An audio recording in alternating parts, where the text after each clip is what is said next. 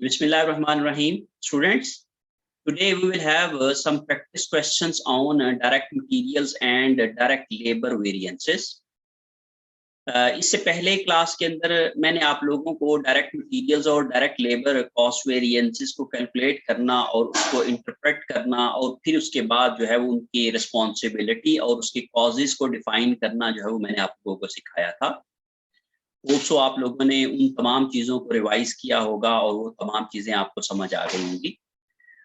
आज के लेक्चर के अंदर मैं आप लोगों को इन्हीं दो डायरेक्ट कॉस्ट वेरिएंसेस के हवाले से डायरेक्ट मटेरियल और डायरेक्ट लेबर वेरिएंसेस की मजीद प्रैक्टिस करवाने की कोशिश करूंगा।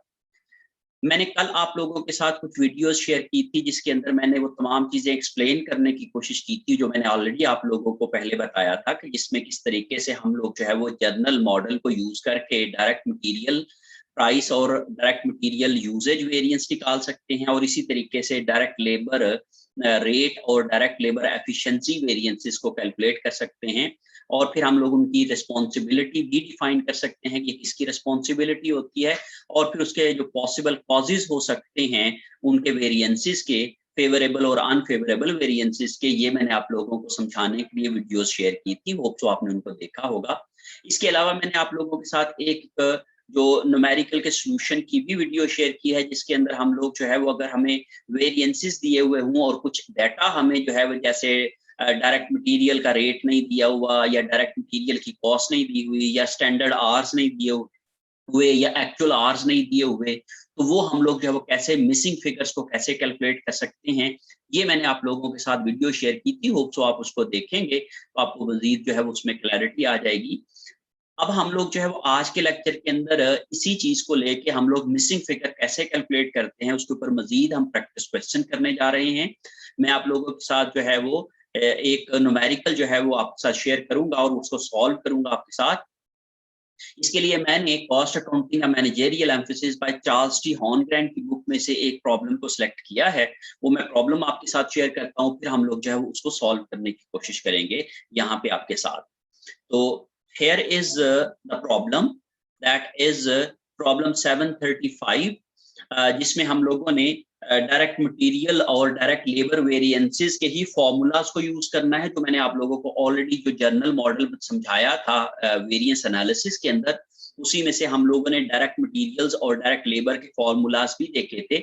उन्हीं फॉर्मूलाज को यूज करके हम यहाँ पे क्या करेंगे कि जो मिसिंग फिगर्स होंगी या मिसिंग डेटा होगा उसको हम लोग जब यहाँ पे कैलकुलेट करने की कोशिश करेंगे। तो यहाँ पे उन्होंने मोरो based on Surf boards manufacture fibre glass Surf boards, fibre glass Surf boards बनाते हैं कंपनी। उनकी जो standard cost of direct material and direct manufacturing labour is 25 पर बोर्ड, और उनकी जो डायरेक्ट मटेरियल और डायरेक्ट लेबर की जो कॉस्ट है पर यूनिट वो 225 है। और उसमें से उन्होंने हमें बता दिया कि एक यूनिट के ऊपर 30 पाउंड्स ऑफ मटेरियल यूज होता है। तो ये मटेरियल का स्टैंडर्ड है, ये स्टैंडर्ड मटेरियल्स है। And at a budgeted price of 3 पर पाउंड, और उसकी जो स्टैंडर्ड प्राइस है उस मटेरियल की वो है 3 पर पाउंड। इसी तरीके से जो लेबर आवर्स के हवाले से अगर बात करते हैं तो 9 आवर्स एक यूनिट को बनाने में लगते हैं, तो ये स्टैंडर्ड आवर्स पर यूनिट है। और ये स्टैंडर्ड रेट पर आवर है जो कि लेबर रेट है। और उसके अलावा उन्होंने जो है वो फॉलोइंग इंफॉर्मेशन हमें दी हुई है। यूनिट्स कंप्लीटेड हैं वो 5500 हैं। डायरेक्ट मटेरियल परचेज 1,90,000 पाउंड है। Direct cost of direct material purchases जो है वो 5,79,500 है। Actual direct labour manufacturing hour जो है वो 49,000 आवर्स हैं।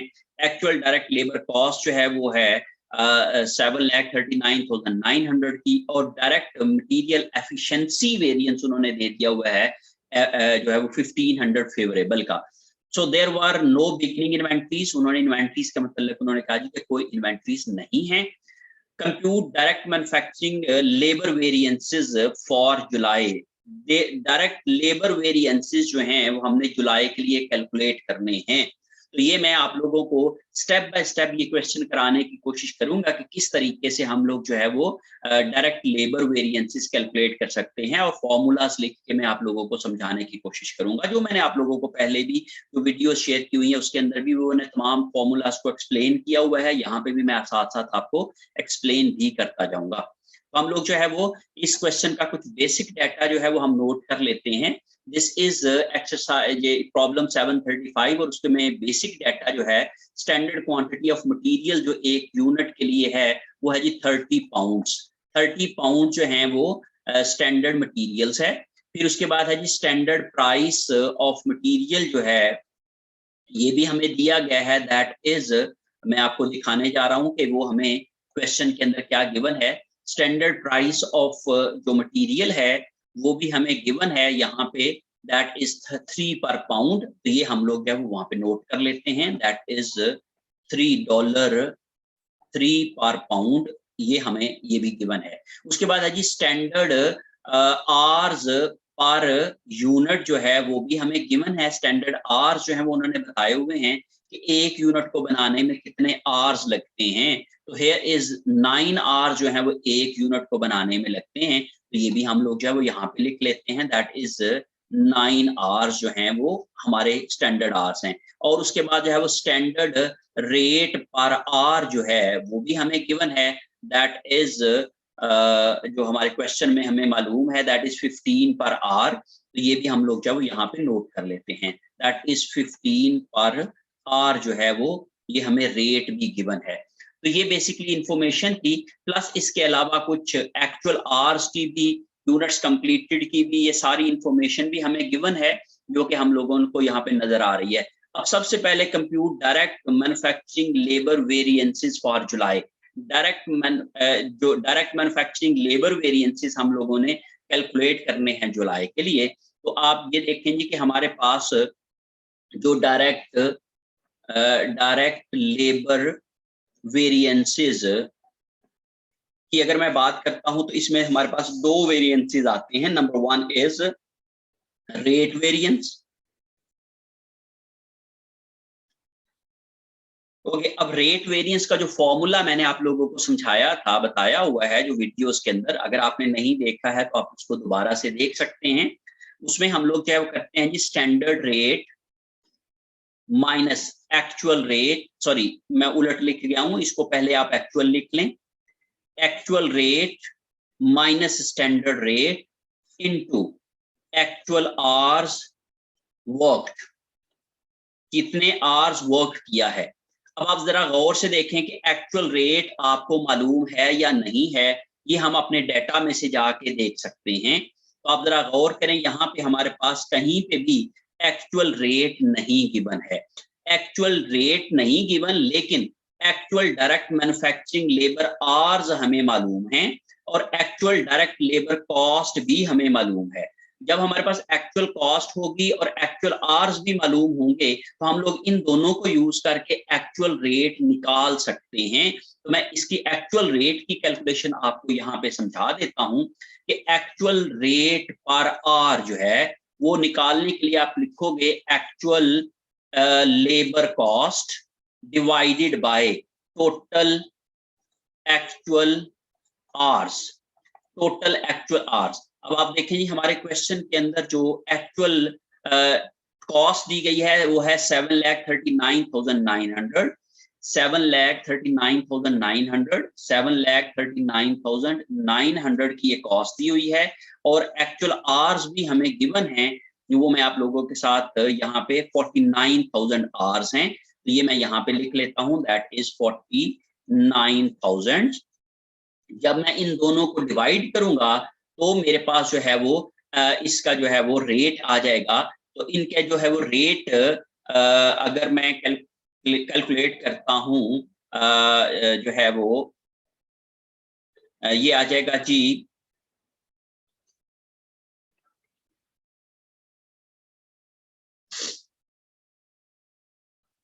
ये 15.10 जो है वो इसका रेट आ जाएगा। 15.10, let me confirm it, 7,39,900 divided by 49,000। जब हमने ये किया तो ये 15.10 आ गया हमारे पास, ये रेट आ जाएगा इसका पर आवर के लिहाज से। तो ये हमारे पास जो है वो एक्चुअल रेट आ गया। एक्चुअल रेट में मैं 15.10 लिख लूंगा। स्टैंडर्ड रेट हमें उन्होंने यहाँ पे बताया हुआ है, that is 15 per hour, that is 15। अब इसके बाद मैं एक्चुअल आवर्स वर्क यहाँ पे मुझे गिवन है, जो मैंने यहाँ पे भी अभी लिखे हैं आपके सामने, तो मल्टीप्लाई बाय 49,000 जब मैं करूंगा तो इस लिहाज से मेरे पास क्या आ जाएगा, इन दोनों का जो फर्क आ जाएगा ये आ जाएगा 0.10, मल्टीप्लाई बाय 49,000 करूंगा तो इसका जो जवाब आ जाएगा ये मेरे पास आएगा, 49,000 को मल्टीप्लाई करूंगा 0.1 के साथ भी आ जाएगा जी 4900, तो 4900 जो है वो मेरे पास इसका आंसर आ गया 4900। अब ये फेवरेबल है कि अनफेवरेबल है, इसके लिए आप जरा गौर करें कि एक्चुअल रेट जो है वो ज्यादा है स्टैंडर्ड रेट से।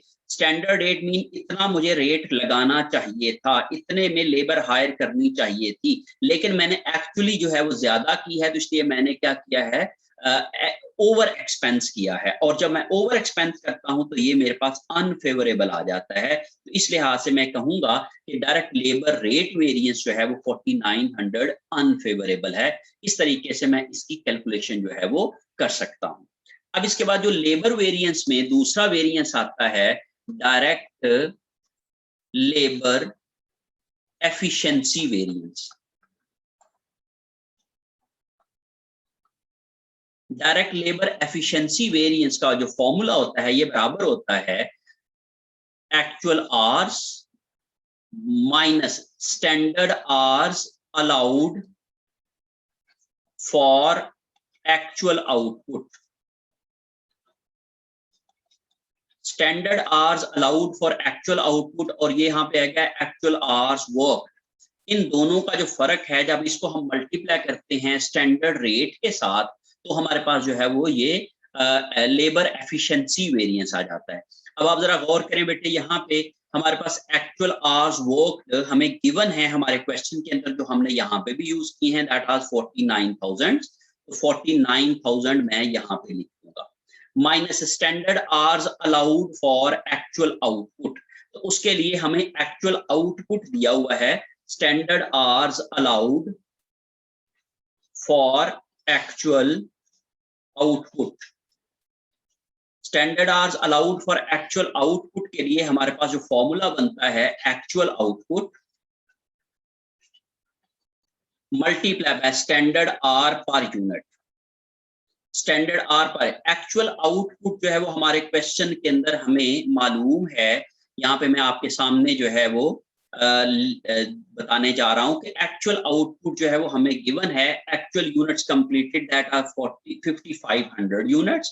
तो मैं यहाँ पे ये लिख लेता हूँ 5500, ये आ जाएगा 5500 यूनिट्स आ गया, multiply by standard hours per unit जो है वो ये भी हमें गिवन है, दैट इज 9। तो मैं इसको 9 के साथ जब मल्टीप्लाई करूंगा, 5500 को जब मैं 9 से मल्टीप्लाई करूंगा तो मेरे पास जो है वो आंसर आ जाएगा इसका, ये आ जाएगा जी 49,500 आवर्स जो हैं वो standard hours allowed for actual output हैं। तो मैं 49,500 को यहाँ पे लिख लूंगा और मल्टीप्लाई जो है वो स्टैंडर्ड रेट मुझे गिवन है, दैट इज 15। तो इन दोनों को जो फर्क आ जाएगा जो है जी 500 मल्टीप्लाई बाय 15, तो इसके साथ जो है वो 7,500 का जो है वो ये वाला हमारे पास जो है वो वेरिएंस आ जाएगा। तो जब मैं 500 को मल्टीप्लाई करूंगा 15 के साथ तो ये 7,500 का आ गया। अब ये फेवरेबल है कि अनफेवरेबल है?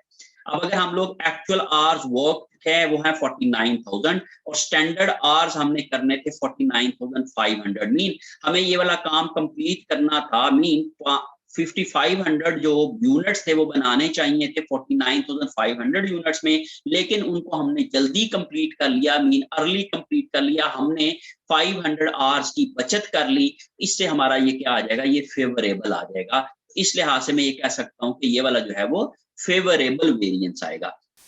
और अगर मैं इसकी टोटल की बात करता हूं, total labour spending variance, spending variance इसी को ही मैं total labour flexible budget variance,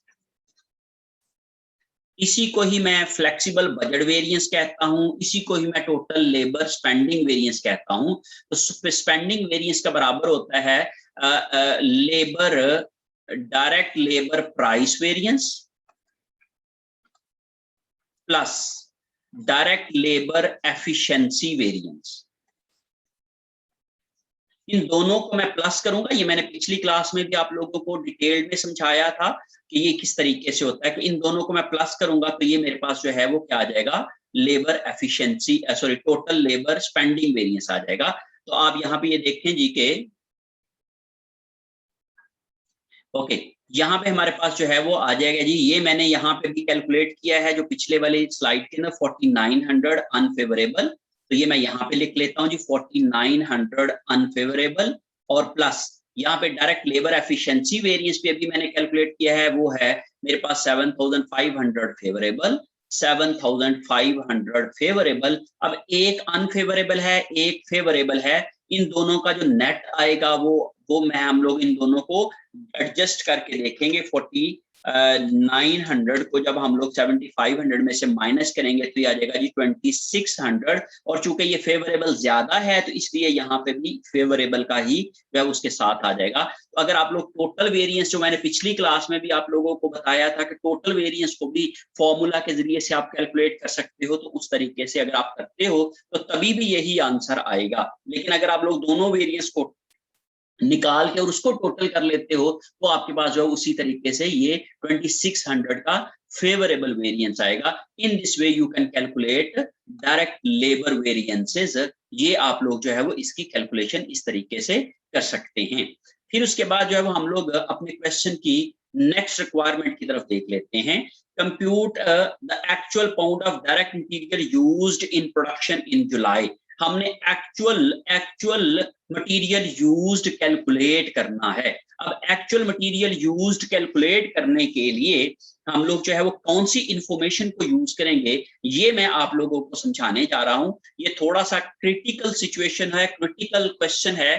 तो हमने कैलकुलेट करना है total actual material used. Actual material use जो है वो हम लोगों ने कितना यूज किया है, ये हम लोगों ने compute actual pounds of direct material used in production. अब एक्चुअल पाउंड निकालने के लिए आप क्या करोगे, अब आप जरा गौर से देखें कि हम लोगों ने एक्चुअल पाउंड्स को निकालने के लिए जो हमारा फॉर्मूला होते थे वो मैं यहाँ पे लिखने जा रहा हूँ। अब क्योंकि मेरे पास जो गिवन इंफॉर्मेशन है उससे मैं फैसला करूंगा कि मैं कौन सा फॉर्मूला लगाऊंगा। यहाँ पे आप जरा गौर करें, यहाँ पे लिखा हुआ है efficiency variance, direct material efficiency variance, वो हमें ये गिवन है। अब एफिशिएंसी वेरिएंस की फिगर को यूज करके मैं डायरेक्ट मटेरियल यूज्ड की कैलकुलेट करने की कोशिश करूंगा। तो मैं यहाँ पे लिखता हूं material efficiency variance, direct materials efficiency variance, इसी को ही हम लोग डायरेक्ट मटेरियल यूजेज वेरिएंस भी कहते हैं, ये यूजेज वेरिएंस भी होता है। ओके, इसका फॉर्मूला क्या है, एक्चुअल जो है वो quantity used minus standard quantity allowed for actual output multiply by standard price. अब आप जरा गौर से देखें कि ये हमने मालूम करना है, लेकिन ये हमें गिवन है। अब ये जो हमें गिवन है ये मैं यहाँ पे नोट कर लूंगा इस फॉर्मूला के अंदर। तो ये यहाँ पे ये हमें 1500 फेवरेबल जो है वो गिवन है। अब मैं यहाँ पे लिखता हूँ पहले 1500, ये 1500 है। अब ये जो फेवरेबल है, ये जैसे मैंने आपको बताया था कि फेवरेबल बताएगा कि ये पॉजिटिव साइन है कि नेगेटिव साइन इसके साथ लगेगा, ये मैं आप लोगों को अभी समझाने जा रहा हूँ। एक्चुअल क्वांटिटी यूज्ड जो है वो हमने निकालना है minus standard quantity allowed for actual output. Standard quantity allowed, अगर मैं स्टैंडर्ड क्वांटिटी अलाउड की बात करता हूं तो मैं कहता हूं जी actual output multiply by standard quantity per unit. Actual output को जब मैं स्टैंडर्ड क्वांटिटी पर यूनिट के साथ मल्टीप्लाई करूंगा तो ये मेरे पास फिगर आ जाएगी। अब मैं एक्चुअल आउटपुट जो है वो ये मुझे मेरे क्वेश्चन के अंदर गिवन है, दैट इज 5500 यूनिट्स, तो मैं इसको जो है वो यहाँ पे यूज कर लूंगा, यहाँ पे 5500 लिखूंगा, ओके, और multiply by standard quantity per unit. तो स्टैंडर्ड क्वांटिटी पर यूनिट जो मैंने बेसिक डाटा यहाँ पे लिखा था अभी आपके सामने, स्टैंडर्ड क्वांटिटी ऑफ मटेरियल है 30 पाउंड पर यूनिट, जो है वो पर यूनिट जो है वो 30 पाउंड से ये मुझे गिवन है। तो ये मैं यहाँ पे क्या कर लूंगा, इसको नोट कर लूंगा, मल्टीप्लाई बाय 30 करूंगा तो ये मेरे पास आ जाएगा 5500 को मैं मल्टीप्लाई बाय 30 करूंगा तो ये आ जाएगा जी 1,65,000। 1,65,000 पाउंड जो है वो मुझे स्टैंडर्ड अलाउड है, जो कि एक्चुअल आउटपुट बनाने के लिए चाहिए। मुझे अगर 5500 सर्फ बोर्ड्स बनाने हैं, यूनिट्स बनाने हैं, एक यूनिट पे 30 पाउंड का मटेरियल लगता है, तो टोटल मेरे पास जो मटेरियल लगेगा वो है 1,65,000 पाउंड जो है वो 5500 को 30 से जब मैं मल्टीप्लाई करूंगा, ओके। अब ये 1,65,000 तो यहाँ पे आ गया, और इसके साथ मल्टीप्लाई हो रहा है स्टैंडर्ड प्राइस, और स्टैंडर्ड प्राइस जो है वो $3 पर पाउंड जो है वो उन्होंने हमें गिवन है, ये हमारे क्वेश्चन के अंदर, ये मैं आपको दिखाने जा रहा हूँ क्वेश्चन में से जो बेसिक डाटा हमने नोट किया था, दैट वाज 3 पर पाउंड जो है वो $3 पर पाउंड, ये हमें standard price of material available है, ओके। अब आप ये इसको जब आप सॉल्व करते हैं क्वेश्चन को, तो ये इधर मल्टीप्लाई हो रहा है, उस साइड पे जाके क्या हो जाएगा, डिवाइड हो जाएगा। लेकिन इससे पहले हम ये देखते हैं कि इसके साथ हमने साइन क्या लगाना है। अब क्योंकि ये क्या था, फेवरेबल, ये हमें जो गिवन है हमारे क्वेश्चन में, दैट इज फेवरेबल। अब फेवरेबल का मतलब क्या है कि हमारे पास जो स्टैंडर्ड अलाउड था वो ज्यादा था, और एक्चुअल हमारी अगर क्वांटिटी कम यूज हुई है तो इसका मतलब है कि ये फेवरेबल आएगा। और अगर स्टैंडर्ड कम था और एक्चुअल हमने ज्यादा अलाउ जो है ज्यादा यूज कर लिया है तो वो अनफेवरेबल आएगा। इसका मतलब ये हुआ कि यहाँ पे जो जिसके साथ जो ज्यादा है उसके साथ वो वाला जो साइन आएगा वो इसके साथ भी आ जाएगा। जैसे अगर ये एक्चुअल क्वांटिटी चूंकि कम है और स्टैंडर्ड ज्यादा है, तो स्टैंडर्ड के साथ जो साइन है आप यहाँ पे लगा दोगे, और अगर आप एक्चुअल ज्यादा होती और स्टैंडर्ड कम होती तो जो एक्चुअल के साथ साइन था वो आप इसके साथ लगा देते। अब इस सिचुएशन में देखें आप जरा गौर से कि हमने ये कहा कि ये चूंकि फेवरेबल है, फेवरेबल का मतलब क्या है कि हमारी बजटेड ज्यादा थी, एक्चुअल कम आई, मीन इससे ये एक्चुअल कम है, एक्चुअल मटेरियल हमने कम यूज किया है। इस ज्यादा यूज इतना हम कहते थे कि 1,65,000 पाउंड हम यूज कर सकते थे, लेकिन हमने इसको कम यूज किया। अब चूंकि ये वाली ज्यादा फिगर आ रही है तो इसके साथ अकाउंट साइन नेगेटिव का है, इसलिए आप इसके साथ भी साइन नेगेटिव का लगा देंगे। फेवरेबल की सिचुएशन में नेगेटिव साइन अगर आप लगाएंगे, और अनफेवरेबल की सिचुएशन में फिर ये पॉजिटिव साइन लगेगा इसके साथ, अगर हम इस तरतीब से फॉर्मूला लिखेंगे। लेकिन अगर हम लोग फॉर्मूले की तरतीब चेंज कर देंगे तो फिर जो नेगेटिव और पॉजिटिव साइन की तरतीब है वो भी चेंज हो जाएगी। इसलिए मैं ये आपको कह रहा हूं कि आप लॉजिकली समझें। लॉजिकली क्या है कि अगर ये फेवरेबल है तो इसका मतलब है कि एक्चुअल क्वांटिटी यूज्ड कम है, जब एक्चुअल कम है तो इसका मतलब है कि ये नेगेटिव साइन आएगा। लेकिन अगर हम कहते हैं अनफेवरेबल तो एक्चुअल ज्यादा होनी चाहिए थी, तो ज्यादा होने की वजह से ये फिर पॉजिटिव साइन आएगा, ये इस वेरिएंस के साथ। अब मैं इसको उस साइड पे ले जाके क्या कर दूंगा, डिवाइडेड बाय 3 कर दूंगा, और इसका भी डिवाइडेड बाय 3 कर दूंगा, ये कैंसिल हो जाएगा, तो ये आ जाएगा जी हमारे पास 500 फेवरेबल, सॉरी -500 आ जाएगा, is equal to actual quantity minus 16,500। जब ये 16,500 उस साइड पे जाएगा तो प्लस हो जाएगा, तो actual quantity is equal to 16,500 उस साइड पे गया और -500 आ गया, तो इस लिहाज से ये आ जाएगा जी 16,000 जो है वो उसके जो है वो सॉरी 1,65,000 में से 500 करेंगे तो ये आ जाएगा 1,64,500। यहाँ पे मैं लिखने जा रहा हूँ 1,64,500 500, ये हमारा जो है वो आंसर आएगा। 1,65,000 में से जब हम 500 को एडजस्ट करेंगे, माइनस करेंगे, ये 1,65,000 जो है वो उस साइड पे जाएगा तो ये पॉजिटिव हो जाएगा। और जब मैंने इसको पॉजिटिव कर दिया और ये माइनस इसमें से 500 आ गया, तो 1,65,000 में से 500 को माइनस किया तो ये मेरे पास 1,64,500 आ गया। Pounds actual quantity used of material आ गया। ये इस तरीके से मैं इसकी मिसिंग फिगर को कैलकुलेट कर सकता हूं बाय यूजिंग सेम फॉर्मूला। और चूंकि जब इस फॉर्मूला में से कोई सी भी एक इंफॉर्मेशन जो नहीं है, पहले हम लोग ये मालूम करते थे ये मिसिंग होता था, इसलिए हम लोग ये सारी चीजें यूज करके ये निकल आता था। लेकिन हमें यहाँ पे अब ये दिया हुआ है लेकिन ये वाली चीजें नहीं गिवन है, इसलिए हम लोग इसी फॉर्मूला को, इसी इक्वेशन को यूज करके क्या कर सकते हैं, ये तमाम चीजें कैलकुलेट कर सकते हैं। तो होप सो जो है वो आप लोग जो है वो इस चीज को अंडरस्टैंड करके होंगे। अब उसके बाद जो है वो हम लोग रिक्वायरमेंट नंबर 3 देख लेते हैं। कैलकुलेट द एक्चुअल प्राइस पर pound of direct materials purchased. जो डायरेक्ट मटेरियल परचेज किया है उसकी जो है वो एक्चुअल प्राइस पर यूनिट क्या है। अब ये देखिए cost of direct material purchases दी हुई है 5,79,500 और एक्चुअल पाउंड यूज्ड हम लोगों ने निकाल लिए हैं। इससे हम लोग क्या करेंगे, नंबर 4 भी हमारा जो है वो सॉल्व हो जाएगा। तो मैं यहाँ पे रिक्वायरमेंट नंबर 3 की अगर बात करता हूं तो मुझे निकालना है एक्चुअल रेट पर पाउंड। पर पाउंड एक्चुअल रेट निकालना है। Total cost of material used divided by, ये यूज्ड है या परचेज्ड है ये हम देख लेते हैं प्लीज। अच्छा जी, total cost of material purchases दिया हुआ है, यहाँ पे हमें परचेजेस दिया हुआ है, total cost of material purchase, और उसके बाद जो है वो actual direct manufacturing, actual direct labour cost, और compute the actual pound of material used in production. अब ये यूज्ड इन प्रोडक्शन है लेकिन हमें यहाँ पे जो है वो आप समझ लें कि परचेजेस नहीं दी हुई हैं, तो हम लोग इसकी परचेजेस निकाल लेंगे सबसे पहले। तो फिर हमारे पास जो है वो हमारे पास इसके जो है वो नंबर ऑफ पाउंड्स परचेज्ड कितने किए हैं ये हम लोग जो है वो यहाँ से निकाल के, तो फिर उसके बाद जो है वो इसकी पर पाउंड जो है वो प्राइस एक्चुअल कैलकुलेट कर सकते हैं।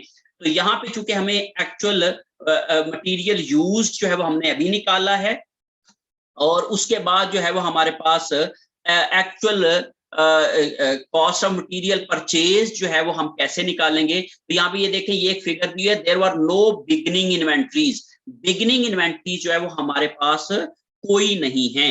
Material direct material efficiency variance उन्होंने बता दिया हुआ है, लेकिन उन्होंने जो उसकी इन्वेंट्रीज जो है वो हमें गिवन नहीं है। तो इसको अगर हम लोग जो है वो कैलकुलेट करना चाहेंगे कि डायरेक्ट मटेरियल जो परचेज्ड किस प्राइस पे किया गया है, ये हम लोग जो है वो निकाल सकते हैं इसको यूज करके। जो जो हम लोगों ने यहाँ पे जो हम लोगों ने यहाँ पे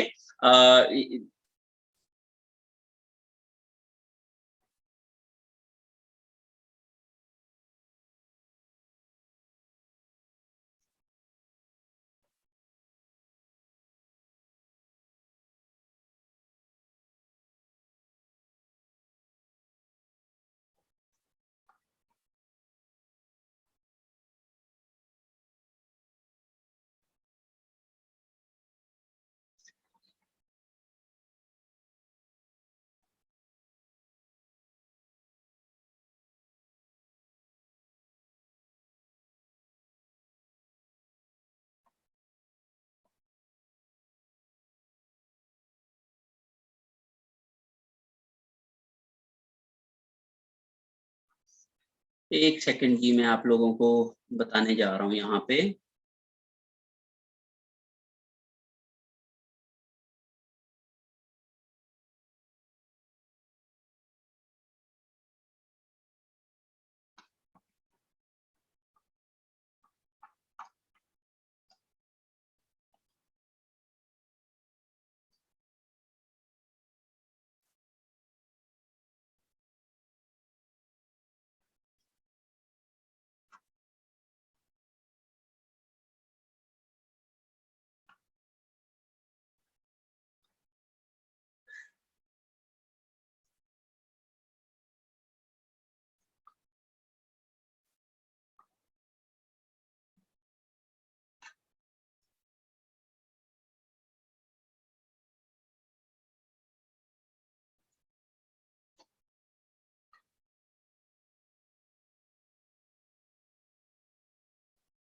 अच्छा जी, यहाँ पे हमें ओके डायरेक्ट मटेरियल परचेजेस हमें बेटे गिवन है हमारे क्वेश्चन में, ये जरा गौर से देखें आप। डायरेक्ट मटेरियल परचेजेस 1,90,000 हमें दिए गए हैं, और cost of direct material purchases हमें ये 5,79,500 ये भी गिवन है। इन दोनों को हम यूज करके क्या कर सकते हैं, पर यूनिट परचेज प्राइस जो है वो कैलकुलेट कर सकते हैं। तो मैं आप लोगों के सामने जो है वो इसकी कैलकुलेशन जो है वो direct cost of direct material purchased आप लिखेंगे यहाँ पे, डायरेक्ट मटेरियल परचेज्ड,